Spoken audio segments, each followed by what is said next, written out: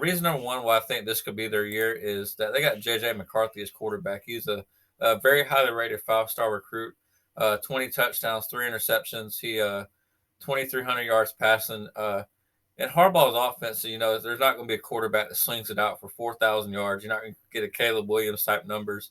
So for McCarthy, these are very good numbers in the offense. As Michigan is a run first football team, they just want to wear you down as the game goes on. As you can see that, Blake Corum had over 1,400 yards rushing for you without 18 touchdowns. Then Donovan Edwards took over the role after Blake Corum got injured.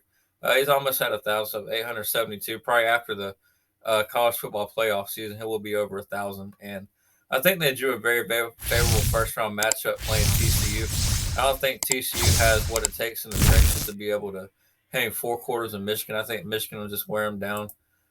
You can see Michigan brings elite offensive line in college football playoff versus TCU. And this is off Michigan Insider 24/7 Sports. And I'll point out that all 5 stars earned all conference honors with 3 first team and 1 second team selection. Michigan leads the Big Ten and 6 nationally in rushing offense. The Lions permitted just 56 negative plays on 895 offensive snaps, and center Olu Owatami won the 2022 Outland Trophy. So Michigan, they're good at limiting negative plays, which is good. The offense is going to stay on schedule. And, I don't think Harbaugh's, he needs to stay on schedule with offense. He's definitely a run first coach, and he doesn't want to get in the second 13, 3rd and 10. But whereas last year, I think with McNamara was quarterback, and don't get me wrong, he was very solid for him last year. 15 touchdowns, 6 interceptions. Not really somebody to turn the ball. He's just a game manager. If you notice this year when Michigan played Ohio State, the Michigan run game was not really there that first half of the game. It was Ohio State was doing a great job shutting that down, but it was McCarthy and some of the chunk plays going down the field that kept Michigan in the football game until eventually the offensive line, the run game just took over, and from there it was ended up being 45-23, and it was close going to the fourth quarter. It wasn't like Michigan just started right out the gate blowing them out. And to be honest, watching that game, It's Tim Tebow in a Verbo. It kind of felt like that Michigan, every time that they didn't get the ball, you had to wonder if Ohio State was going to score, because they're a very good offense, and it just kind of has that feeling that every time they touch the football, they're going to score. And it's like, oh man, Michigan didn't score on this one. Are they going to stop? And every time, for the most part, they just kept stopping, especially as the game going on. They gave up a couple of chunk plays in the first half, but when push came to shove, Michigan shut them down. And I know when teams rematch each other, you're going to get different outcomes.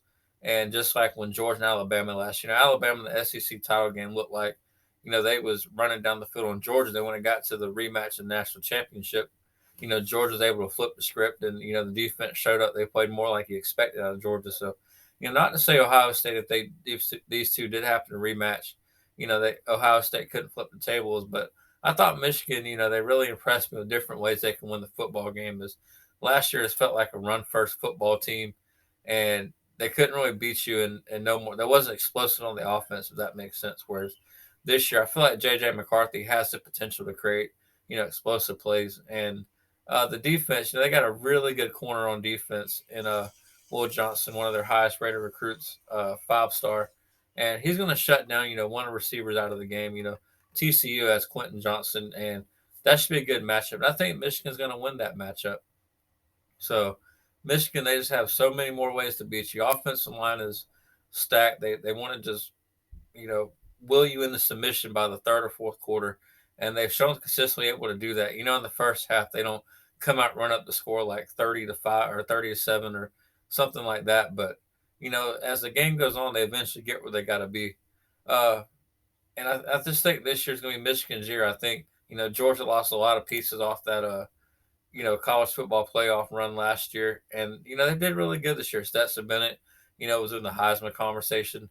They do got a lot of good players, but ultimately, I think, this year's going to be Michigan's year. I think Michigan has what it takes to, potentially turn the title in Georgia. And honestly, both teams look like they're kind of built the same to me. Georgia doesn't, they'll beat you however they need to.